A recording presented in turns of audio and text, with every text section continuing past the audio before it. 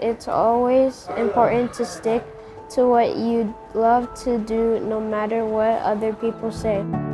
Sebastian. Where's Sebastian at? We have an amazing event going on. One of the wonderful fraternities at USD has organized an event. They are bringing a personalized letter written to each of our 425 students at Perkins. How are y'all doing today?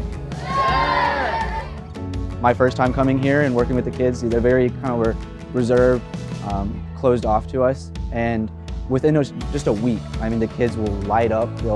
They know all of our names. They will come up and give us hugs even the moment we walk in.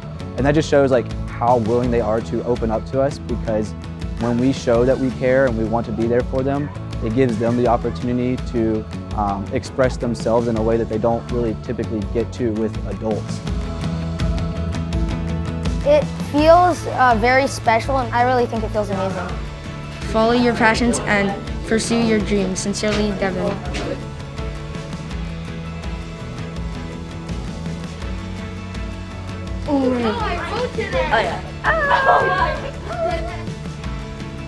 Being able to be male role models is huge here.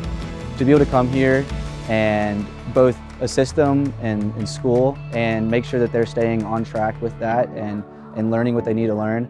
But more importantly is being able to form connections with these kids. The students from USD, from the fraternity, they have been coming every day, I would say 4 days a week. On average, about 10 of them every day.